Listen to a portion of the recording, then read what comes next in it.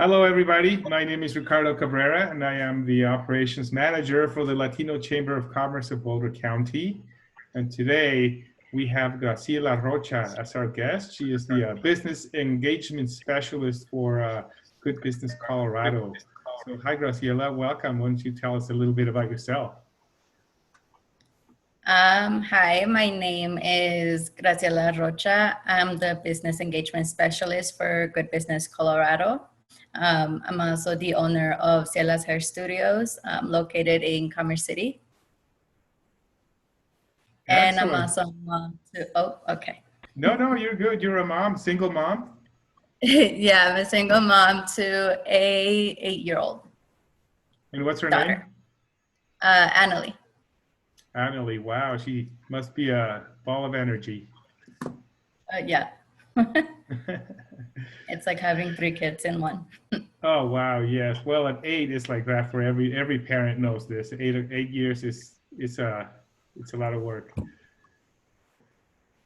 So, Graciela, tell me, and then Good Business Colorado, what is it, and what do you guys do? So Good Business Colorado is a grassroots organization of values-driven business owners. So our members are small businesses in Colorado, and what we do is together with our voices united, we advocate for a prosperous economy, equitable communities, and a sustainable environment. Okay, and how do you guys do that? We do that by, with our members. We have like roundtables. We send out information on policy or laws that are going on at a state level. Sometimes we also work with federal and at a city level. But we basically bring and ask and share information and opinions and what the business believe or how it might impact them, what their communities need as well, because a business is also a part of a community. And our business owners are not just business owners, they're also parents, educators, a neighbor, a consumer. So bringing all those lenses to the table. Okay, cool. So it sounds like so it's business oriented, and now that there's this COVID going on and it's affected all businesses, I'm assuming you guys have reopening plans and helping businesses stay afloat and open up during COVID times. Is that right? Yeah. So one of the things that we are working on and have been working on is to get the information out to businesses. The Colorado Energize Gap Fund. Mm-hmm. So we created a fact sheet of all the information that Gap Fund is. One things that we learned at the beginning of COVID, when the SBA relief came out, was that businesses weren't prepared with the documentation needed. So that was a big thing.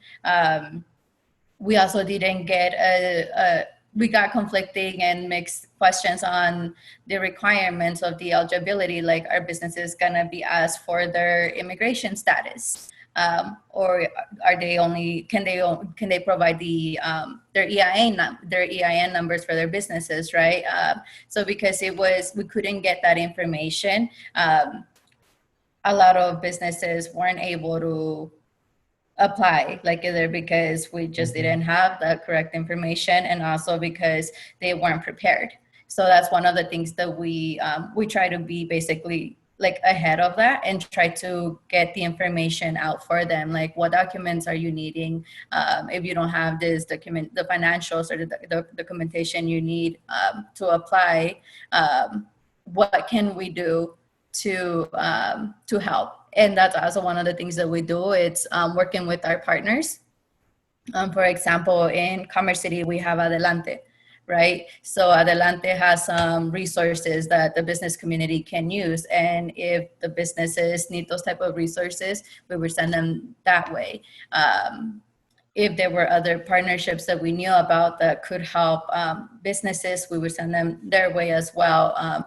Also making sure that the information was accessible to them, language being a big part of it. So that's what we did with offer all your services in Spanish as well? Yeah, I'm basically the direct contact in Good Business Colorado for all small businesses that need they need the services in Spanish. Wow. So, so the help that you guys provide for all the small businesses to apply, you know, because we experienced the same thing here in Boulder County. A lot of people were applying for grants, but they didn't know or have, you know, how to do a P&L or a balance sheet, all those things that they asked you to do. And so how did you guys handle that? Do you have somebody that helps them create it, or is it an educational thing, or do you have a CPA that sits with them and says, okay, let's get it together and let's get it done? You know what, like that's one thing that we still haven't found. One thing, what I did, and I know I'm just one person, but I did my best to help that business.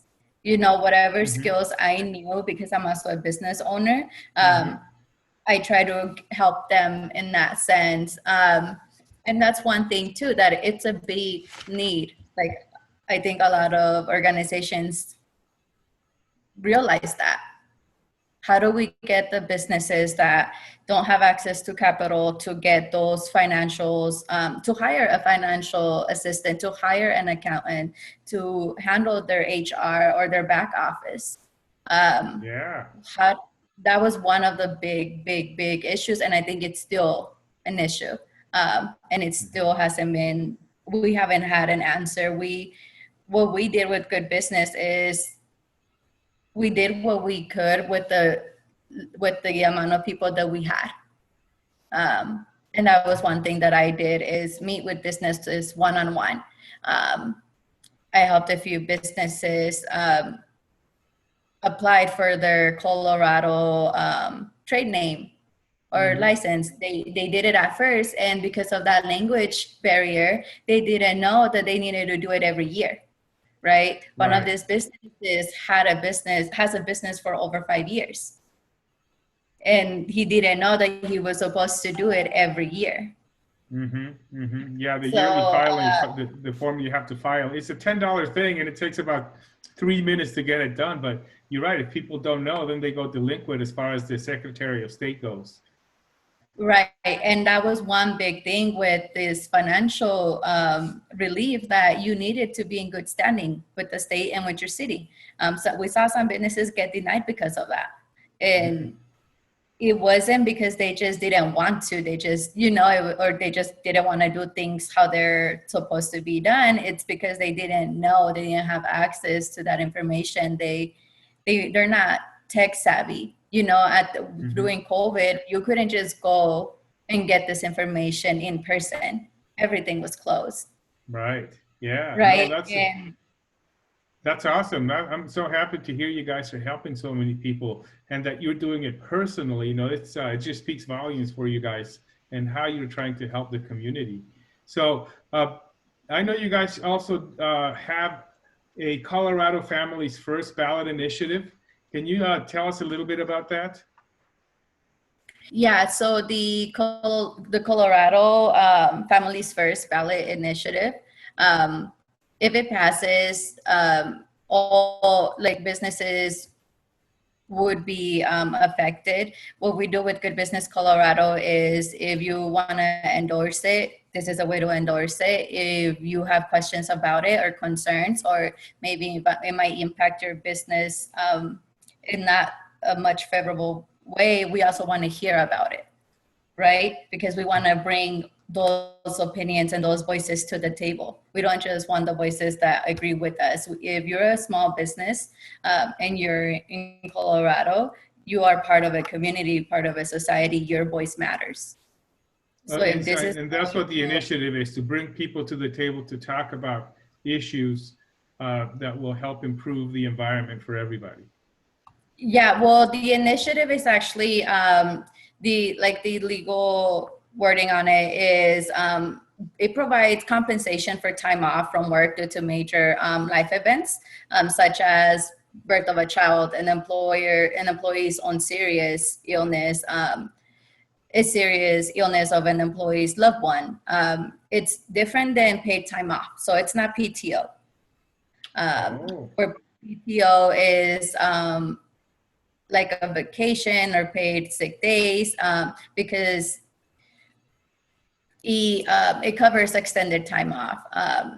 And we know that not a lot of businesses offer PTO, right? So on top of the not offering PTO, what happens when, like for me, for example, it's just me, right, in my home and my daughter. If Anna were to get seriously ill, what's the safety net that I have when I have to stay at home and take care of my daughter? Mm-hmm.